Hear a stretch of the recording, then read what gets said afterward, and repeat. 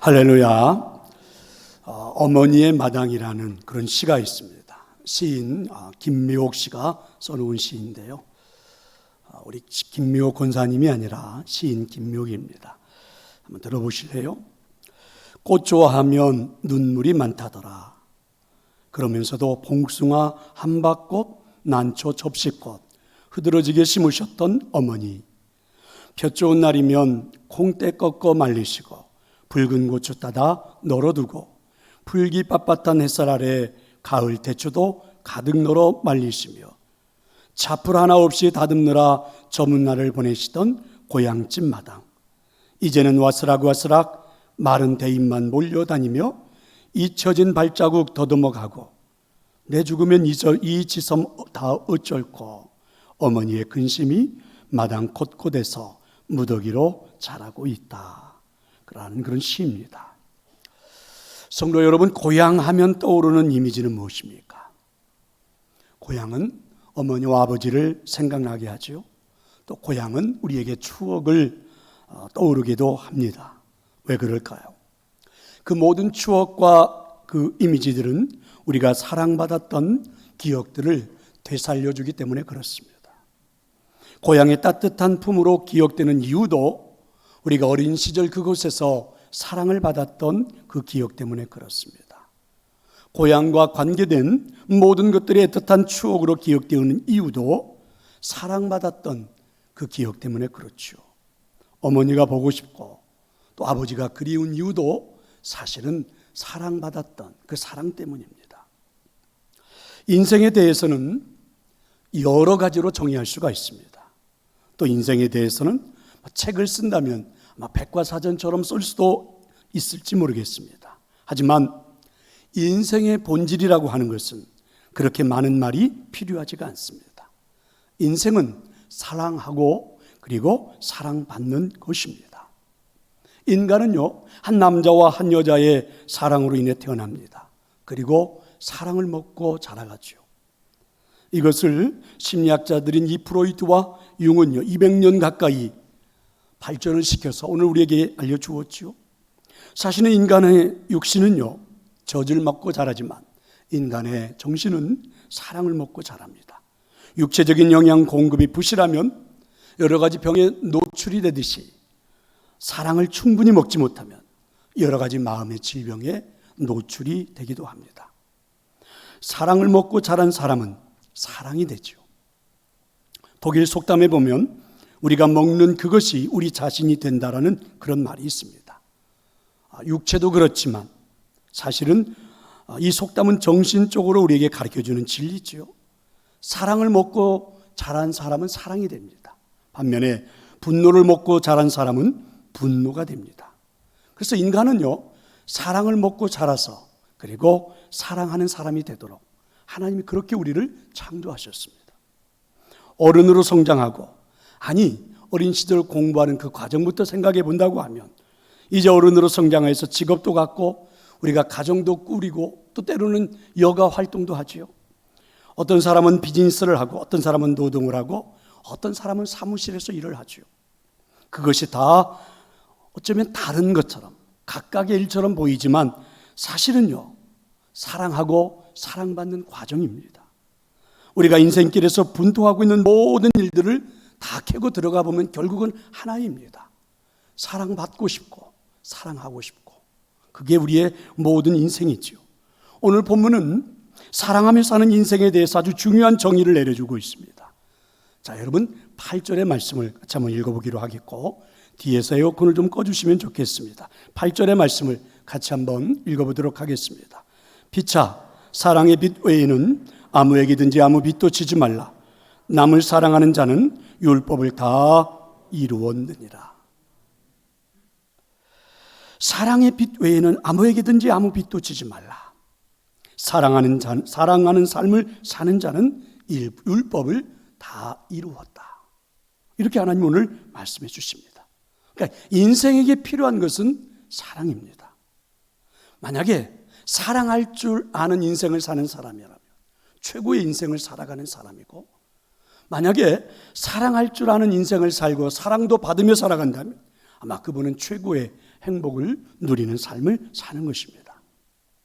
자, 여러분 8절에 아무에게도 그리고 아무 빚도 지지 말라. 자, 이런 말씀이 있는데요. 이 겉면에는 두 가지 뜻을 내포하고 있죠. 재정적인 빚을 지지 말라. 말 그대로 또 한 가지는 하나는 자신의 책임을 다하라. 자, 이런 뜻인데요. 왜 아무에게도 아무 빚도 지지 말라? 이 말씀을 이해하려면 좀 앞부분을 좀 볼 필요가 있죠. 1절부터 7절에 보면 하나님의 음성이 이렇게 전해집니다. 먼저 우리가 살고 있는 이 나라 민족에 대해서 책임을 좀 다하라. 이렇게 권고합니다. 낼 세금이 있다면 세금도 제대로 내고 또 시민으로서의 책임도 기꺼이 감당하라. 이렇게 사는 것이 바로 믿음의 삶이라. 이런 이야기를 하죠. 그래서 빚지지 말고 다 내라. 이런 말입니다. 사실은 우리가 살고 있는 지금 현대는요, 빚을 권하는 사회처럼 보여집니다. 빚을 지지 않으면 경제 생활이 불가능하죠.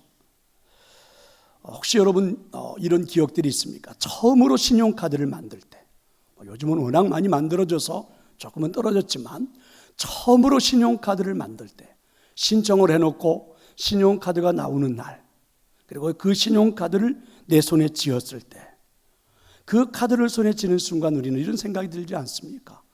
현대 사회가 만들어 놓은 어떤 하나의 가장 행복한 그 사회 속으로 마치 들어가는 문처럼 여겨지기도 하죠. 카드 하나만 있으면 어디든지 무엇이든지 살 수 있고 갈 수 있고 할 수 있고. 그런데 알고 보면 이 크레딧 카드는, 신용카드는 사실은 빚 아닙니까? 빚지는 거 아닙니까? 그런데 오늘 우리가 사는 세상은 차를 사도 빚을 져야 하고 집을 사도 빚을 져야 하고 빚 없이 살 수가 없죠. 빚으로 꽁꽁 묶여서 살고 오히려 빚이 많은 사람들이 더 대우를 받고 더 능력 있는 사람처럼 보여지는 그런 현대인의 삶이죠. 그렇기 때문에 아무에게도 아무런 빚을 지지 마세요 라고 하는 오늘 말씀은 언뜻 보면 현실성이 없어 보이기도 합니다. 그렇지만 이 의미 때문에 더더욱 귀를 기울여 보아야 할 그런 말씀입니다. 분별 없는 소비 사회에서 살아가는 우리들에게 오늘 말씀은 또 그런 권면도 하는 것이죠. 여러분, 우리에게는 이상한 생각들이 있습니다. 빚이라면 일단 쓰고 보자, 이런 마음들이 굉장히 많은데 성경은 일관되게 우리에게 말합니다. 좀 검소하고 단순하고 또 그리고 나누고 그리고 베풀면서 살라, 이렇게 말하죠. 시민으로서의 책임도 다하라. 성경은 오늘 이렇게 말을 합니다. 그런데 오늘 우리가 살고 있는 세상은 면피의 세상이라고 그러죠. 누구도 아무것도 책임지지 않으려고 합니다. 문제가 발생하면 발뺌하고 거짓말을 하고 핑계를 댈 수 있는 데까지 대보고, 그리고 공동체의 문제 앞에서 나서는 사람들은 별로 없습니다. 어떤 사건이 벌어졌을 때 우리는 손익계산을 먼저 따지죠. 내게 이익이 될 것 같으면 움직이고 손해될 것 같으면 전혀 움직이지를 않습니다. 자, 세대가 변해가면서 이런 경향들이 우리에게 나타나고 있죠. 그래서 사실은 의무에 대해서 우리는 자꾸 외면을 하죠. 그러니까 오늘 1절부터 7절의 말씀은 빚에 대한 이야기를 가지고 설명하는 것은 가급적이면 우리가 책임을 좀 다하고 낼 수 있는 세금이 있다면 좀 잘 내고, 자, 이런 의미로 이제 빚에 대한 이야기로 비유를 들어 설명한 겁니다. 그런데 이상하지 않아요? 8절에 와서 사랑에 대한 말씀을 하는데도 이 빚에 대한 이야기를 가지고 그대로 설명을 합니다. 그래서 8절의 말씀은 이렇게도 해석을 해볼 수 있습니다. 아무에게도 아무런 빚을 지지 마십시오. 서로 사랑의 빚을 지는 것은 그러나 예외입니다. 다른 사람을 사랑하는 사람은 이미 율법을 이룬 것입니다. 이런 말씀입니다. 그러니까 의무에 대해 빚의 비유를 사용했던 그 바울은 사랑에 대해서도 빚이라고 하는 것을 들어서 비유로 우리에게 적용을 해줍니다. 아무에게도 아무런 빚을 지지 않고 살아가는 게 바로 크리스찬입니다. 그런데 단 사랑하는 일에 대해서는, 서로 사랑하는 일에 대해서는 오늘 말씀이 뭐라고요? 예외라고 하죠. 예외다. 다르게 말해보면 서로 사랑의 빚을 지는 것은 필요하다, 이렇게 말씀하는 것입니다. 그만큼 사랑이 중요하다는 것이죠. 그만큼 우리는 사랑하고 사랑받으면서 살아야 된다는 것이죠. 사랑이 절대적으로 필요하다, 이렇게 오늘 하나님은 말씀하십니다.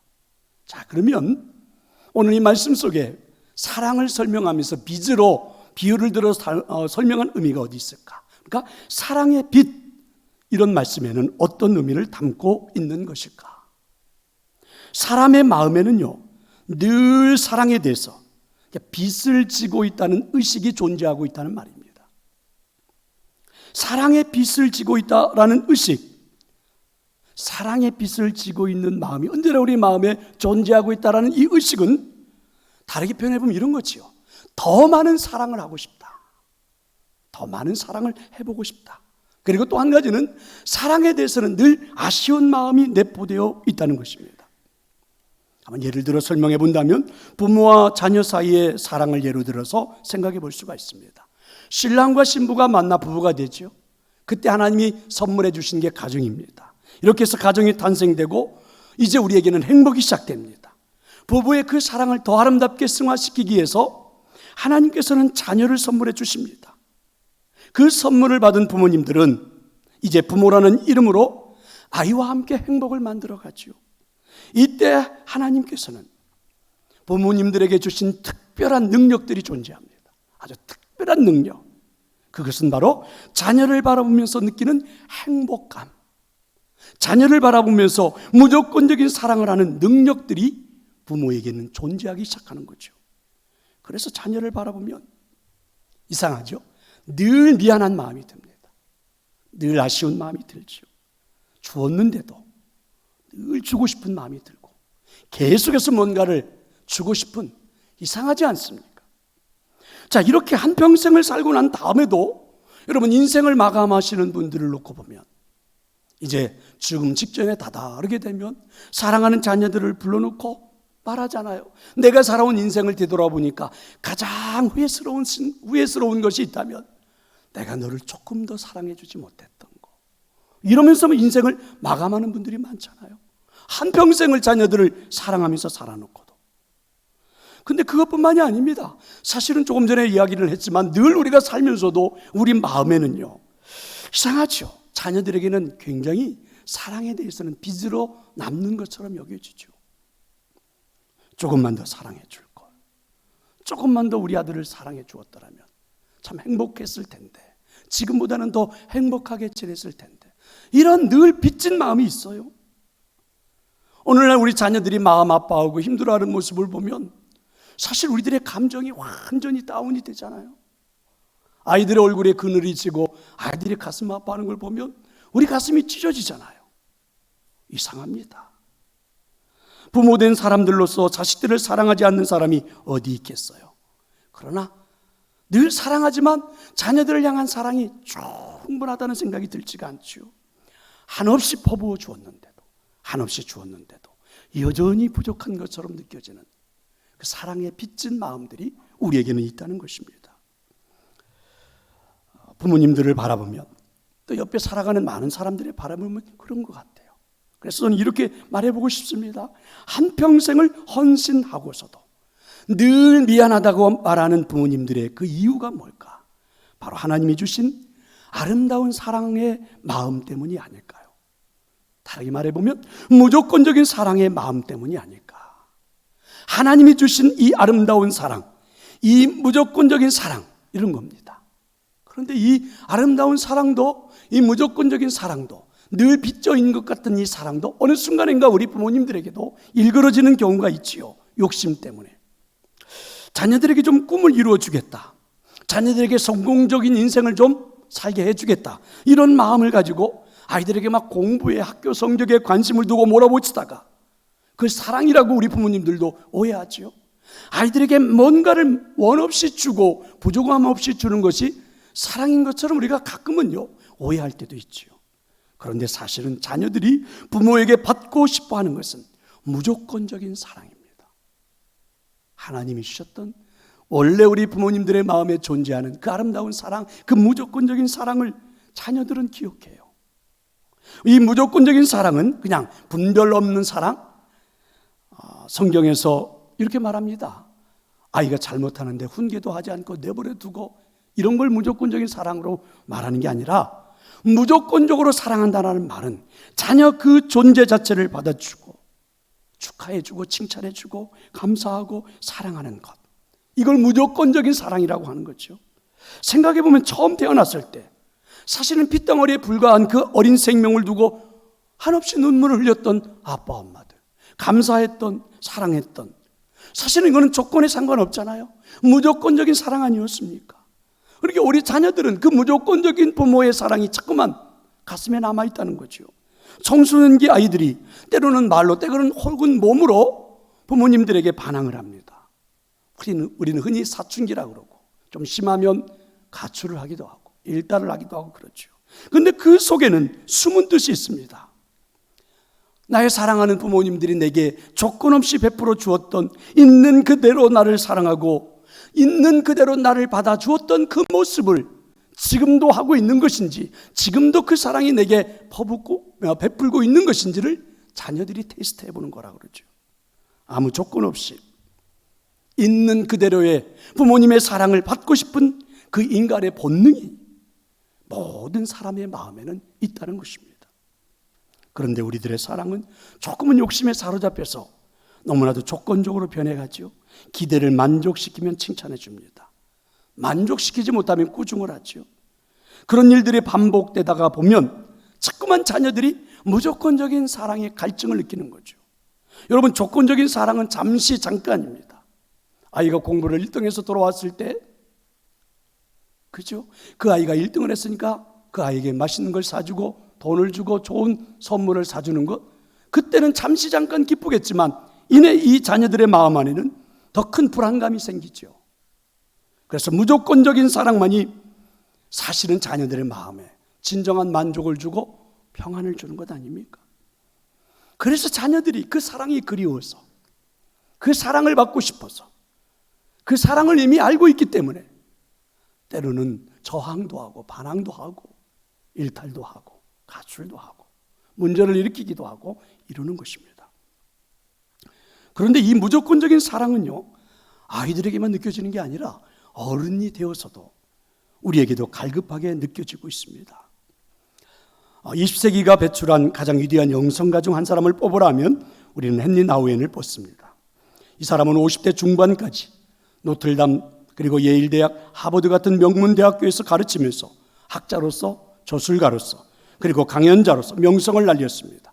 수많은 곳에서 이 사람을 초청했고, 그리고 가는 데마다 강의를 멋지게 해서 많은 사람들의 사인을 받고 사람들에게 에워싸여 인기가, 명성이 날로 더해갔던 사람이죠. 하지만 이 사람에게도 어둠이 있었습니다. 자신에게 그렇게 열광했던 그 수없이 많은 사람들, 그 관중들과 헤어진 다음에 혼자 있을 때, 홀로 되었을 때 이 사람은 심한 불안에 시달렸다고 그러죠. 그래서 자주 기쁜 밤중에 친구에게 전화를 걸어서 오랫동안 이야기를 하곤 했습니다. 그를 향해서 대중이 쏟아붓는 사랑, 그를 향해서 많은 사람들이 인기를 주고 명성을 주는 그것은 자기 자신에 대한 사랑이라기보다는 자기가 가지고 있는 스펙, 그리고 자기가 하는 그 강의, 그리고 자신이 만들어 놓은 책, 사실은 이런 것들에 대해서라는 것을 이 나우엔은 알면서부터 사람들이 내 자신을 있는 그대로 그냥 한 사람으로 받아줄 수는 없는 것일까? 여러분, 성인이 됐는데도 이 무조건적인 사랑이 그리워지는 거죠. 그러던 어느 날 라르시 공동체라고 하는 장애인 공동체를 이끌고 있는 이 장바니에 신부가 나우엔을 초청했습니다. 그런데 이 바니엔 신부가 나우엔을 초청하는 내용을 보니까 참 재밌습니다.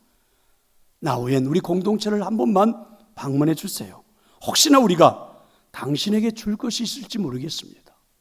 이상하지 않아요? 대부분의 이런 장애인 단체를 방문해 달라고 하는 것은 좀 기부도 해주고 우리에게 뭔가를 해주고 여기 와서 강의도 해주고 여기 있는 아이들에게 뭐를 좀 베풀어주고 이런 걸 기대하는데, 오히려 그렇지 않고 이 바니엔 신부는 당신이 우리 공동체를 찾아오면 우리가 당신에게 뭔가를 줄 수 있을지 모르겠다, 이렇게 말한 겁니다. 이 말에 이끌려서 나우엔은 그 공동체를 방문했습니다. 그런데 정말 그곳에 방문해 보았더니 그곳에 있는 그 사람들이 비록 장애인들이지만 나 자신을 있는 그대로 받아들여 주는 겁니다. 사실은 내가 써놓은 책, 내가 가지고 있는 스펙, 내가 가지고 있는 강의, 이런 것들은 그들에게는 그렇게 중요하지 않았습니다. 나우미는 있는 그대로 한 인간으로 받아주었고 사랑해 주었습니다. 나우미는 거기서 충격을 받았다고 그러죠. 그래서 예일대학교를 떠나 그들의 단체로 들어간 겁니다. 한 인간으로서 사랑하고 사랑받는 삶을 선택한 거예요. 그러니까 여러분, 이 무조건적인 사랑은 아이들만이 아니라 우리 모두에게도 다 원하고 있는 이야기들이죠. 바로 이 이야기는 한 인간이 있는 그대로 아무 조건 없이 사랑받는 일이 얼마나 중요한가, 이런 걸 우리에게 알려줍니다. 고향을 떠난 현대인들에게 고향이 그렇게 그리운 이유가 어디에 있습니까? 나를 있는 그대로 받아주었기 때문이죠. 자신이 아무것도 아닐 때 자신을 그렇게 사랑해 주었던 그 고향이 그래서 그리운 것입니다. 세상의 정상에 서서 모든 이들의 추앙을 받는 그 사람이라 할지라도 밤이 되면 엄마의 품이 그리운 거죠. 엄마의 품이, 아무것도 아닌 자신을 있는 그대로 받아주었던 그 사랑, 무조건적인 그 엄마의 사랑이 그리운 것입니다. 성도 여러분, 그런데 그 무조건적인 사랑, 그 사랑은 오늘 저에게도 여러분에게도 필요하지 않습니까?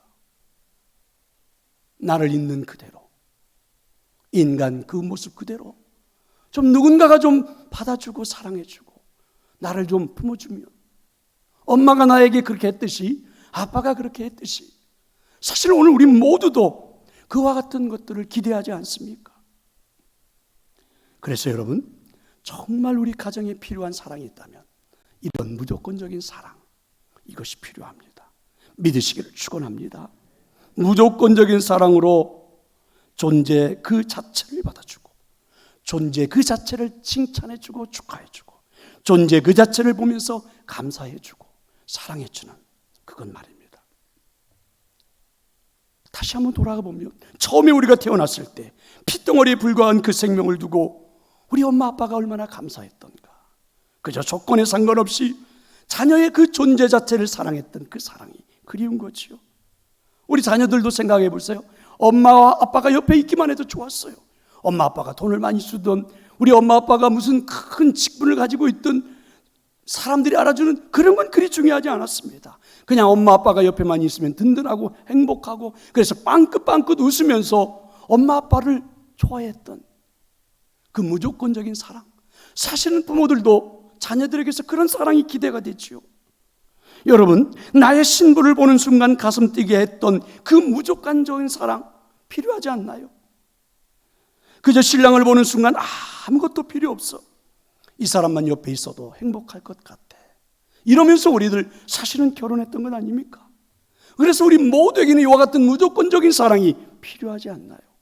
오늘 이 교회에 나오는 여러분, 성도 여러분, 사실은 여러분들을 바라보고 감동하며 그저 여러분 한 사람으로 그저 너무너무 좋았던 이 목사, 그 감동했던 것이 사실은 여러분들도 저에게 기대하는 것 아닙니까?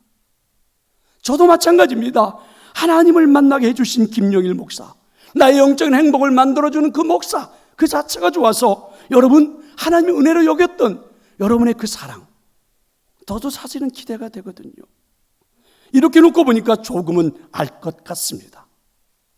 사랑하는 자는 율법을 다 이루었느니라. 이 말씀이 조금은 이해가 될 것 같아요. 늘 사랑의 빚을 진 마음으로 자녀들을 대하듯이 만약에 모든 사람을 대할 수만 있다면 율법이 무슨 의미가 있습니까? 9절부터 10절이잖아요. 간음하지 말라, 살인하지 말라, 도둑질하지 말라, 담내지 말라 한 것, 그 외에 무슨 다른 계명이 있다 한들 그게 무슨 소용이 있느냐, 그게 무슨 의미가 있느냐. 사실은 사랑 그 말씀 가운데 다 들었는데, 사랑은 이웃에게 악을 행하지도 않고 그러므로 사랑은 율법의 완성인데 이미 알 것 같지 않습니까? 사랑에 빚진 자의 마음으로 살아가는 사람이라면, 마치 부모가 자녀를 바라보는 마음으로 이 세상을 살아가는 사람이라면 그 사람은 이미 율법을 완성시킨 그런 사람입니다. 그 사랑이 사실은 우리에게 필요하지요. 특별히 우리 가정에는 그 사랑이 절대적으로 필요합니다. 가정은 그래서 율법의 완성을 이루는 곳입니다. 여러분의 가정에 그런 은혜가 있기를 축원합니다. 사랑을 빚이라고 했는데 사랑의 빚이라고 할 때 이 비유에는 어떤 의미를 담고 있습니까? 또 한 가지는 누군가에서 받은 무조건적인 사랑이 나에게는요 빚으로 남는다는 것입니다. 자, 여러분에게 묻고 싶습니다. 성도 여러분, 우리 모두는 사랑의 빚진 자입니다. 동의하십니까? 한 번 더 묻고 싶어요. 성도 여러분, 우리 모두는 사랑의 빚진 자입니다. 동의하십니까? 재정적으로 빚을 지면 목을 죄는 것 같은 압박감을 느끼죠. 그런데 사랑의 빚을 지면 오히려 감사와 감동이 우리 가슴속을 꽉 들어차지요. 살맛이 나고 살아야 할 이유가 생기죠. 여러분, 그 돈으로 진 빚은 커갈수록 숨이 막히죠. 근데 여러분, 사랑의 빚은 커갈수록 이상하죠. 감사가 되고 감동이 더 커져가죠. 빚진 돈을 갚아야 될 때 얼마나 고달프고 힘들고 어려운 인생을 살아갑니까? 그런데 여러분, 사랑의 빚을 지고 나면 기꺼이 그리고 기쁘게 그 빚을 갚고 살아가지 않습니까? 그리고 아무리 갚아도, 아무리 아이들에게 갚아도 더 갚고 싶고 더 주고 싶은 그것이 바로 사랑의 빚입니다. 저는 어머니에게 가장 큰 사랑의 빚을 줬습니다. 어머니의 사랑이 오늘의 저를 만든 가장 큰 자원이었죠. 그런데 여러분, 이제 이 나이가 되고 나서 생각해 보니까 사랑의 방법은 달랐지만 아버님에게도 큰 사랑의 빚을 줬다는 생각이 들기도 합니다. 형제들에게도 빚을 줬고 또 친구들에게도 빚을 줬고 또 성장하면서 목회하면서 만났던 친구들, 동역자들에게도 많은 빚을 줬죠. 무엇보다도 동산교회를 목회하면서 저는 많은 성도들에게도 빚을 줬습니다. 어제 하연창 전사하고 차를 타고 어디를 가는데 저한테 묻더라고요. 목사님, 28년 동안 설교를 어떻게 했어요? 그래서 제가 말을 했죠. 설교를 한 내가 대단한 게 아니라 28년 동안 내 설교를 들어주신 내가 한 10분 정도는 기억이 되는데 그분들이 대단한 거다. 내 설교를 28년 동안 들어준 그분들이 대단한 거야. 사실은 저는 그분들에게도 빚을 줬죠. 그러니까 사랑의 빚을 생각할 때 저에게 있어서 정말 빼놓을 수 없는 사람은 또 저희 아내입니다. 아내에게도 많은 빚을 지고 살았고, 그래도 또 아빠를 믿어주고 여기까지 따라주었던 자녀들에게도 사실은 또 사랑의 빚을 지고 살아갔죠. 그런데 이상하지요. 사랑의 빚을 지는 것만큼 강력한 생명의 에너지는 다시 없습니다. 이상하지요. 빚을 지긴 됐는데 그 사랑의 빚이 한 사람의 인생의 경로를 바꾸어 주기도 하고 살아야 할 이유가 분명해지기도 하고 해야 할 일이 선명해지기도 하고, 이상하지 않아요? 그게 바로 사랑이지요. 사랑의 빚입니다. TVSA의 좋은 생각, 이런 글들이 있는데 그 중에 한 글을 소개해 본다면, 어떤 암과 투병하시며 병석에 누워 계시던 아버지가 어느 날 갑자기 식구들이 없을 때 외출을 하셨습니다. 식구들이 한바탕 소요를 하며 찾는 중에 아버지는 외출하신 지 서너 시간 후에 말없이 돌아와 다시 병석에 누우셨다고 합니다. 어디 갔다 오셨냐고 자식들이 다그쳐 물어도 워낙 말수가 없으셨던 아버지는 대답이 없으셨다고 합니다. 그 후 갑자기 아버지는 병사가 악화되었고 자식들은 그 몸으로 외출을 하셨으니 이 모양이 아니냐고 아버지를 원망합니다. 그로부터 몇 주를 지내지 못하고 아버지는 세상을 떠나셨다고 합니다. 그런데 아버지가 돌아가신 후 아버지의 병상 머리에 큰 봉투가 하나 있어서 열어보니 아버지의 사진이 들어있었다고 합니다. 병색이 완연한데 억지로 웃으시는 모습이셨습니다. 그때 식구들은 비로소 그 사진이 아버지가 마지막 외출하에 찍으신 사진인 것을 알아차리게 되었습니다. 그런데 사진 뒤에 아버지의 힘없이 내리쓴 글씨가 눈에 들어왔다고 합니다. 나 죽은 후 내 변변한 장례식 사진 하나 없어 당황할까봐 한 장 찍어둔 것이니 장례식 조촐하게 치른 후 화장할 때 함께 태워 없애거라. 이런 것도 사랑이라고 할 수 있을지 모르겠으나 내 마지막 배려라고 받거라. 부디 자식들, 형제들, 그리고 이웃들 사랑하며 살거라. 이 글은 자녀들의 이런 고백으로 마무리되고 있었습니다. 그럼요, 알겠어요. 그것도 아버지의 사랑인 것을. 그런데 좀 더 일찍 깨달았더라면 불효가 적었을 것을 후회할 따름입니다. 하지만 아버지의 당부처럼 사랑하며 살겠습니다. 가족을 사랑하고 이웃을 배려하며 살겠습니다. 여러분 가슴 뭉클하게 하는 그런 글이죠. 저 또한 마찬가지입니다. 생각해보면 청년 시절은 어머니에게 빚진 사랑 때문에 어머니를 슬프게 하고 싶지 않았습니다. 어머니를 마음에 아프게 하고 싶지 않았어요. 그래서 사실은 철없는 남편처럼 아내의 마음을 아프게 하면서도 어머니를 기쁘게 해드리고 싶었던 것이죠. 아내가 당신은 1번이 누구냐고 물을 때에 한 번도 생각해 보지도 않은 채 그저 내게는 1번이라고 말했던 엄마. 사실은 그 어머니를 행복하게 해주고 싶었거든요. 그런데 이제와 생각해 보면 이제 나의 사랑하는 아내에게도 마찬가지입니다. 마음과 다르게 말과 행동이 나타나기는 해도 사실은 사랑하는 아내를 아프게 하고 싶지 않습니다. 늘 아내가 신경 쓰이는 이유도 아내를 위해서 기쁘게 해주고 싶다는 어쩌면 또 하나의 사랑이기도 하기 때문이죠. 물론 동산교회를 섬기면서 여러분들을 대하는 마음도 똑같습니다. 늘 사랑의 빚을 지고 목회하기에 저는 성도들을 힘들게 하고 싶지 않습니다. 제가 설교를 잘하고 싶은 이유는 딱 한 가지입니다. 여러분들에게 유안이 되고 성도들이 조금만 위로를 받고 성도들에게 조금만 힘이 되고 성도들에게 조금이라도 능력이 되는 삶을 선물해 주고 싶기 때문이죠. 성도 여러분, 사실은 우리가 이와 같은 마음을 갖게 되는 것은 그동안 받았던 사랑이 내 마음속에 빚으로 남아있기 때문이 아닐까요? 바로 사랑의 빚. 그런데 우리에게는요, 사랑의 빚 중에 최고는 하나님의 사랑입니다. 우리가 알아야 할 사랑 중 가장 큰 사랑은 십자가에서 드러난 하나님의 사랑이죠. 하나님께서 나를 무조건적으로 사랑하셨습니다. 주님께서 나를 무조건적으로 구원해 주셨습니다. 오늘도 성령님께서 무조건적으로 동행하며 나에게 사랑을 베풀어 주고 계십니다. 사실은 이 무조건적인 사랑을 십자가에서 깨닫고 경험하고 나면 우리는 그 어마어마한 사랑의 빛에 항복하지 않나요?